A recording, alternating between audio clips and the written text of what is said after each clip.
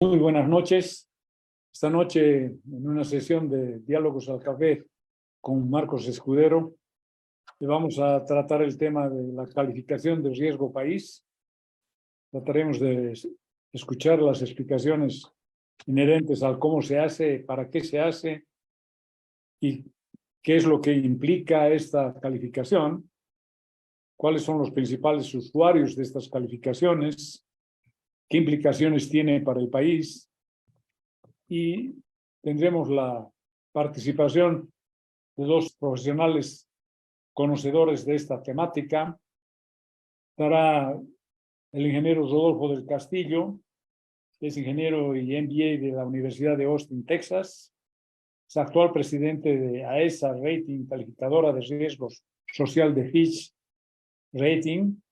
Tiene muchísimos años de experiencia en la calificación. Es consultor y asesor empresarial.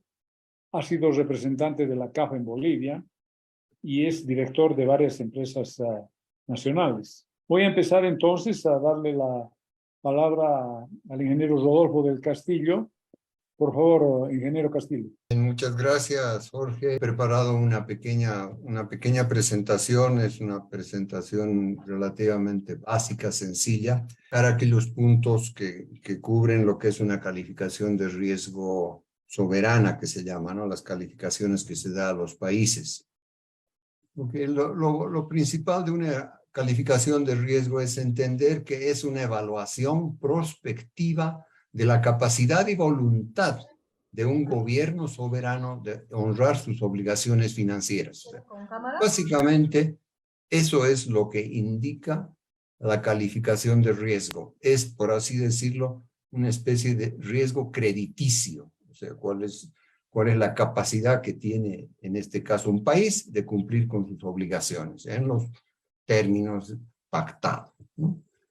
Tiene la probabilidad mide la probabilidad de un incumplimiento de dichas obligaciones. O sea, la calificación de riesgo a través de los años ha desarrollado un índice de incumplimiento. O sea, se podría dar que una calificación de AAA tiene, por decir, una posibilidad de incumplimiento muy baja, de 0.0%.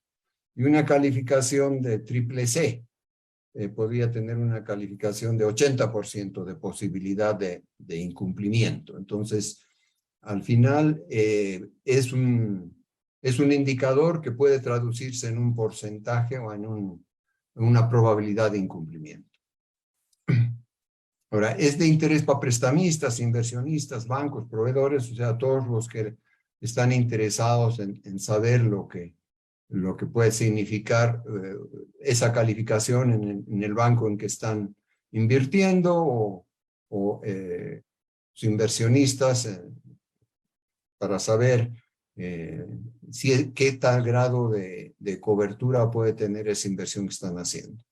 Y los bancos utilizan mucho la calificación porque eso también les ayuda a una buena calificación, pues significa que pueden tener en sus depósitos pueden tener unas tasas menores. Entonces tiene múltiples aplicaciones. Las instituciones financieras muchas veces dependen de una calificación para salir al mercado. O sea, si no tienen una calificación que es grado de inversión, entonces no van a salir al mercado, ¿no? Ahora, la calificación se asigna en moneda extranjera y moneda nacional. O sea, esto porque los países pueden tener ciertas restricciones en cuanto a la obtención de las divisas y la transferencia de las divisas. Entonces, por eso hay la calificación se da en moneda extranjera y moneda nacional. Y tiene la característica de que es comparable internacionalmente. Entonces, el riesgo de un país como Estados Unidos puede compararse con un país de Europa que tenga la AAA, digamos, ¿no? Entonces, tienen el mismo riesgo país. Adelante. Una de las cosas más importantes es de que exista voluntad de pago. No solamente que tenga la capacidad de pago el país, sino que tenga una voluntad de pago, porque no hay algunas obligaciones para un país como ser temas legales o juzgados o leyes de quiebras, etc. Entonces, tiene que haber una voluntad. Y esa voluntad toma en cuenta el récord del servicio de la deuda, como ha sido ese servicio que ha tenido en el pasado, qué políticas existen, qué apertura al comercio y finanzas internacionales existe, y la naturaleza de los prestamistas. Una falta de voluntad, por ejemplo, se dio en la Argentina en el año 2001, 2005, 2010 y 2014. En algunas instancias, Argentina tenía los recursos, pero decidió no pagar. Lo mismo sucedió con el Ecuador. El Ecuador, con Correa, presidente Correa, decidió que los bonos que había emitido el Ecuador eran unos bonos que no cumplieron con, según él, sus expectativas legales y que no debían pagarse. Entonces, eso también es importante tomar en cuenta el tema de la voluntad. Y la capacidad, que ya dijimos, eso mide, toma en cuenta el performance económico, factores estructurales, las finanzas públicas, políticas monetarias y control de cambios, como habíamos visto. Y en lo que les decía, el riesgo país, también se analiza el riesgo de transferencia y de convertibilidad. Ese es el riesgo que, por ejemplo, en este momento estamos viendo, ¿no? De que Bolivia tiene un riesgo de transferencia y de convertibilidad, o sea, no es fácil cumpla con sus obligaciones porque tiene unas restricciones de convertibilidad y de transferencia. Ahora, el performance macroeconómico, como todos sabemos, es importante para que ese es el marco de referencia donde se mueve el país. Entonces se ve temas como políticas, crecimiento económico, cuál es la inflación, la volatilidad de la macroeconomía y si existe un tipo de cambio real. Digamos.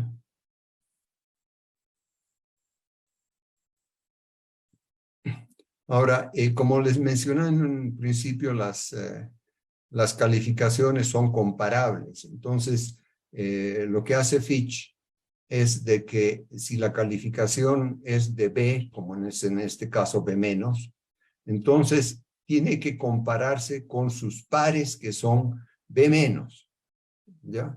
Entonces, Bolivia es el rojo y los pares son la línea azul. Si podemos ir más adelante, por favor. Bastante más adelante. Vamos a ver cuáles son los As. Un poquito más.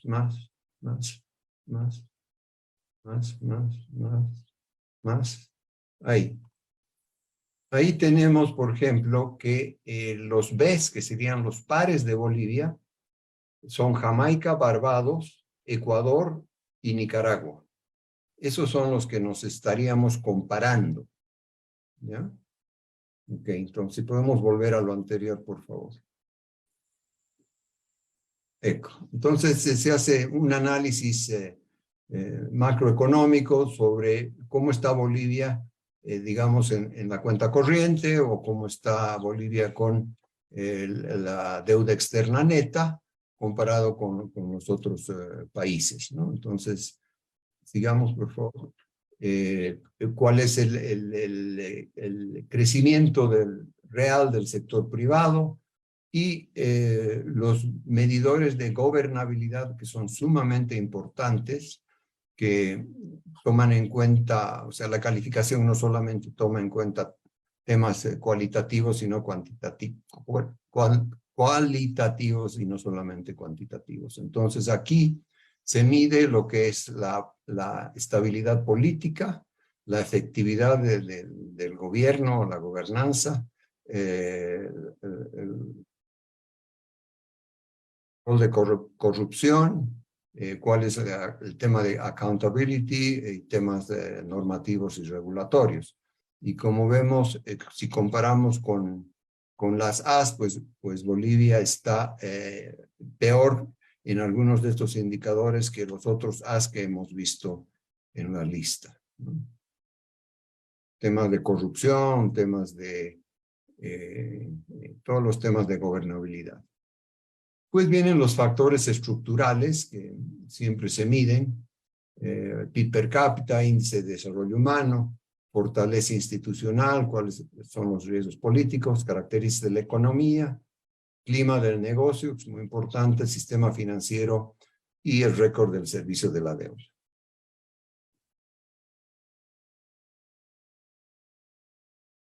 Pues vienen las finanzas externas, el tamaño de la deuda, cuál es el perfil de la deuda, cuál es la deuda externa neta, cuál es la posición soberana externa sobre el PIB y las exportaciones, cuál es la deuda externa versus el servicio de la deuda, cuál es la liquidez, balance de la cuenta corriente y flujos no crediticios, y dependencia en materias primas, es un tema que lo vemos con mucho cuidado.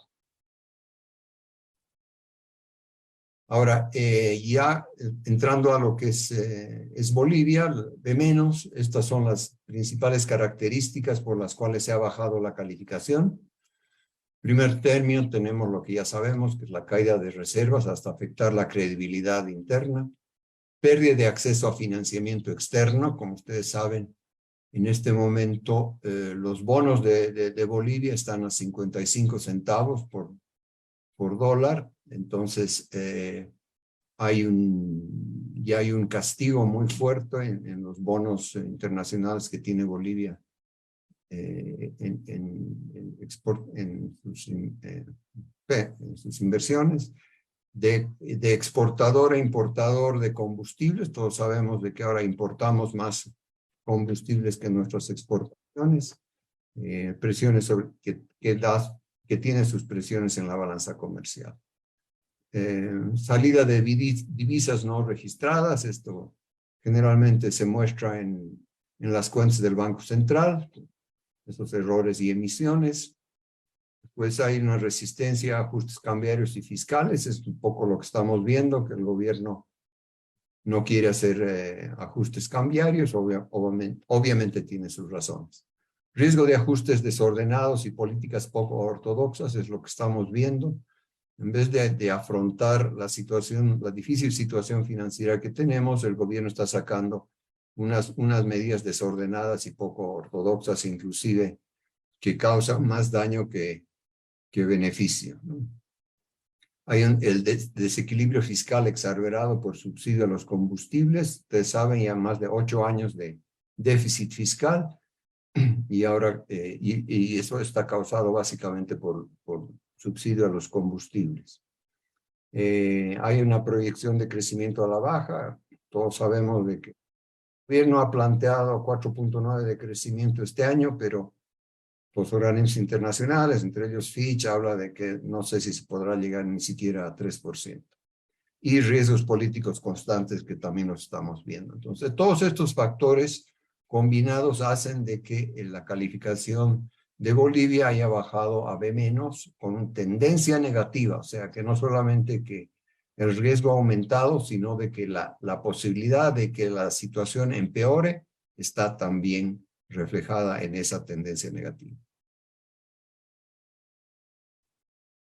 Bueno, esta gráfica, simplemente para ilustrarles de que ha habido bastantes movimientos en las calificaciones de riesgo en estos últimos años, ¿no?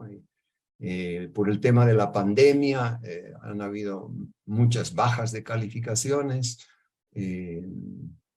Esas son las flechas que van para abajo.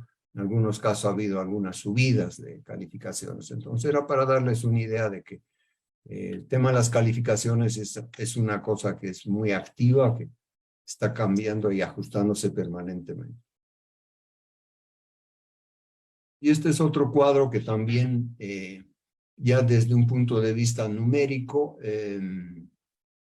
Fitch Ratings utiliza algunos modelos para ver más o menos cuánto pesan las diferentes variables de una economía, ¿no? Entonces le va dando pesos y esos pesos, esas variables pues tienen su peso específico y se traducen al final, después de muchos análisis, en una calificación que luego es revisada por un comité de calificación que analiza si ese es el modelo, si lo que dice el modelo es lo que ellos como persona están de acuerdo o se hacen ajustes ya desde un punto de vista cualitativo.